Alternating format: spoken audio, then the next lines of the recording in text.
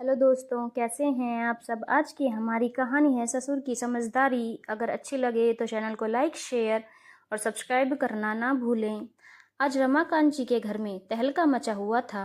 पत्नी सुनंदा जी तमतमाई आई और पति से बोली, सुन रहे हैं आप आपके लाडले की बात। इन्हें मंदिर में शादी करनी है, टेंट वेंट नहीं लगवाना, बैंड बाजे की भी कोई जरूरत नहीं है। गिने चुने बाराती लेकर मंदिर में पहुंचो और शादी कर लो। सुन लीजिए आप कान खोलकर, मैं शामिल नहीं रहूंगी ऐसी शादी में। एक ही बेटा है, सारी बात मान ली मैंने, दहेज के लिए भी मना कर दिया इसकी जिद पर। अब यह कंगाली वाली शादी मैं नहीं देख सकती। समाज परिवार वाले तो हम पर ही हंसेंगे ना। मेरी मौसेरी बहन दीपा के बुआ सास की बेटी कितनी अच्छी थी, भर भर के दहेज देने के लिए भी राजी थे वे लोग। आपके और बेटे के चलते मना कर दिया मैंने। अब मेरे बचे कुचे अरमान भी मार देना चाहता है यह। सुनंदा जी बोल कम और दहाड़ मार मार कर रो ज्यादा रही थी। दिल की मरीज पत्नी की ऐसी हालत देखकर रमाकांत जी भी सकते में आ गए। बेटे से पूछा, क्या हुआ कपिल बेटा, अब ऐसा नया क्या हुआ। मम्मी की तबीयत बिगड़ी तो बड़ी मुश्किल हो जाएगी बेटा। तू तो जानता है कितनी मुश्किल से मानी है शालू से तेरी शादी की बात पर। ये मंदिर में शादी की क्या बात बोल रही थी तेरी मम्मी। कपिल रुआसा होकर बोला, पापा, सालू के पापा शादी धूमधाम से करवाने के चक्कर में अपना घर बेच रहे हैं। कहते हैं कि बुढ़ापे में दो लोगों के रहने के लिए किराए का घर काफी है। बड़ी बेटी को पहले ब्याह दिया, अब छोटी बेटी की शादी में कोई कमी नहीं रखेंगे।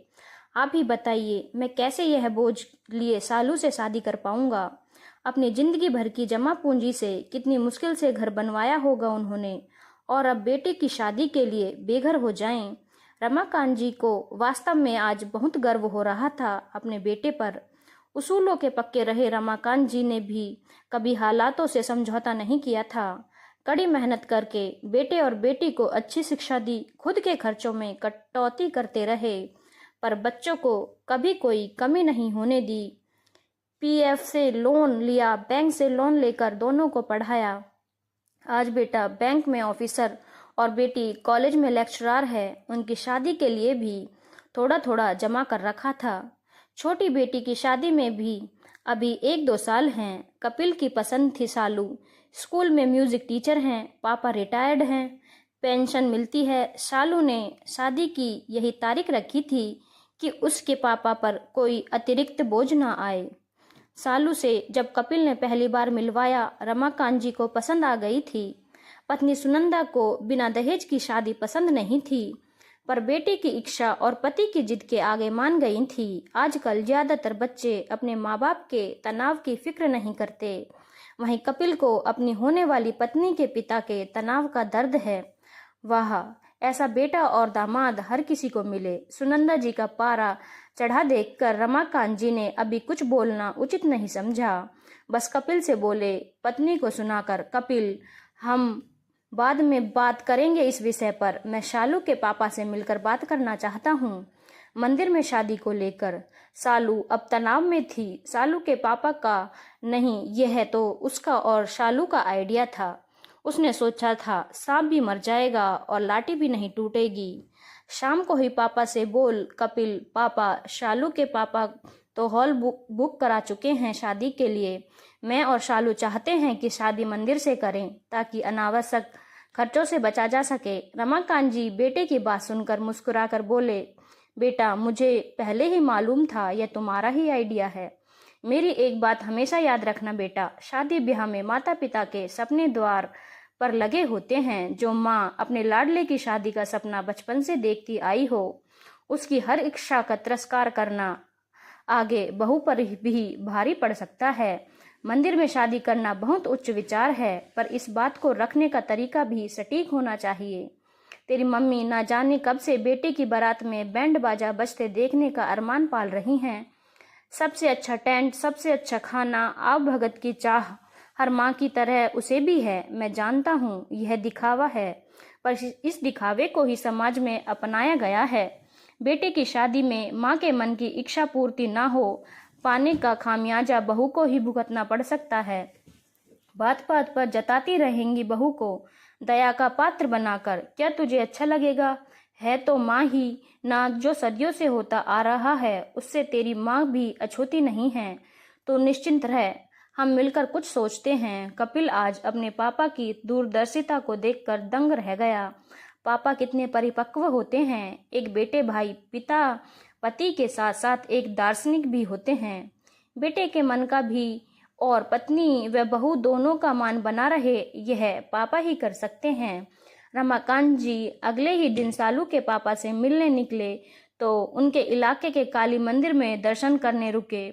बाहर से ही पुजारी जी और एक आदमी की बातें सुनकर ठिठके, अरे ये तो शालू के पापा हैं, अभी अंदर जाना उचित नहीं होगा। बाहर बरामदे में इंतजार करते रहे उनके निकलने का। नजर में आए बिना अंदर पहुंचकर पंडित जी से पूछा, पंडित जी, ये महाशय जो अभी अभी गए हैं इतने तनाव में क्यों हैं? मैं एक समाज सेवी हूँ, यदि उनके कुछ काम आ सकूं तो अच्छा लगेगा मुझे। पंडित जी रमाकांत जी का वास्तविक परिचय तो जानते नहीं थे। सहज ही बोले, महाशय, आप जैसे भले मानुष से ही ईश्वर पर विश्वास टिका हुआ है। ये मेरे यजमान हैं, बहुत ही सज्जन व्यक्ति हैं, भजन कीर्तन गाते हैं, बहुत अच्छा। इनके कोई बेटा नहीं, बड़ी बेटी की शादी हो गई है, अब छोटी बेटी की भी शादी तय हो गई है। रिटायरमेंट का जो बचा है उससे बेटी की शादी हो नहीं पाएगी, अपना घर बेचना चाहते हैं। मैंने समझाया भी कि बुढ़ापे में किराए से कैसे रह पाएंगे, नहीं माने। अब कहीं से कोई लोन भी लेना नहीं चाहते हैं कि चुकाएंगे कैसे। बेटी को बहुत अच्छा घर मिला है, बता रहे थे, बहुत भले लोग हैं, अपनी सामर्थ्य से भी ज्यादा करने के इच्छुक तो हैं, पर किसी के सामने हाथ नहीं फैलाना चाहते। एक अच्छा खरीदार ढूंढने को कहा था मुझसे, उसी तनाव में रहते हैं। आप जानते हैं क्या, किसी खरीदार को आप घर देख भी सकते हैं आज। पंडित जी की बात सुनकर रमाकांत जी को अपना ही किरदार डबल रोल में दिखा। वह भी तो एक बेटी के पिता हैं, आज थोड़ा बहुत जोड़ कर रखा है, पता नहीं कल उससे खर्चे पूरे हो पाएंगे कि नहीं। उन्होंने तुरंत पंडित जी को घर खरीदने का प्रस्ताव दे दिया। पंडित जी के साथ मिलकर उन्होंने एक योजना बना ली। शादी हॉल में ही संपन्न हुई। इंतजाम भी बहुत बढ़िया किया था सालू के पापा ने। सभी बाराती मुक्त कंठ से प्रशंसा कर रहे थे। शादी के बंदोबस्त की मालती जी आई तो नहीं थी शादी में, पर वीडियो कॉल करके सब देख चुकी थी। सालू का मन उदास था पापा के घर बिकने की बात पर। रमाकांत जी रात को ही बारात लेकर वापस जा रहे थे। बेटी और कुछ एक आध रिश्तेदारों को ही रुकने को कहकर कपिल को बुलाया उन्होंने। कपिल डर गया कि क्या बात हो गई, पापा जी इतने शांत क्यों दिख रहे हैं। रमाकांत जी ने कपिल के हाथ में शालू के घर के कागजात देते हुए कहा, यह घर मैंने बिकने नहीं दिया। तेरी बहन की शादी के लिए जो एफडी किया था उसे तोड़वा कर शालू के पापा को कुछ पैसे दिलवा दिए और कुछ बैंक में ही रख दिया है मैंने। अपनी पत्नी के सामने मैं खुद शर्मिंदा होना नहीं चाहता और ना ही तेरी पत्नी के सामने तुझे होते देखना चाहता हूँ। एक पिता अपनी बेटी की शादी का कितना तनाव होता है मैं जानता हूँ। तेरी बुआ की शादी भी करवाई है मैंने अपने पापा के साथ मिलकर। कल को तेरी भी बेटी होगी, शादी के अधिकतम खर्चे में से सालू के पापा को आधे ही देने पड़े, आधे मैंने दिए हैं। तेरी मम्मी को सही समय पर बता दूंगा और अगर जरूरत ना पड़ी तो नहीं बताऊंगा। अपनी रीढ़ की हड्डी मजबूत होनी चाहिए हर पुरुष की, चाहे वह पिता हो, पति हो या बेटा हो।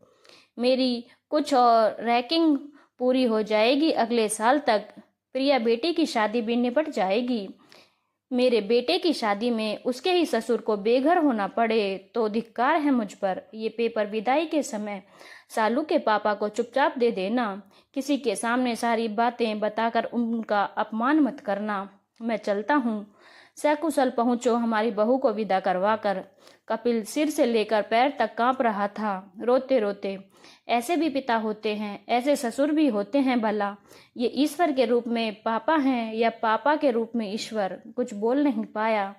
कपिल बस लिपट कर रो रहा था पापा के गले। तभी शालू ना जाने कहां से आकर रमाकांत जी के पैर छूते हुए बोली, आप जैसे पिता पाकर मैं धन्य हो गई पापा। मेरे जन्मदाता का तनाव देखकर आपने अपनी बेटी की शादी के लिए जमा किए हुए रुपये खर्च कर दिए। इतना बड़ा दिल आपका ही हो सकता है और किसी का नहीं। रमाकांत जी ने शालू को उठाकर आशीर्वाद देते हुए कहा, जिस पिता की बेटी हमारे घर की मर्यादा संभालने बहू बनकर आ रही है, उसका तनाव मेरा भी तनाव है। सदा खुश रहो बेटा। दरवाजे में शालू के पापा चुपचाप सब सुन रहे थे। बाहर निकलते हुए रमाकांत जी के दोनों हाथ पकड़कर बिलखने लगे।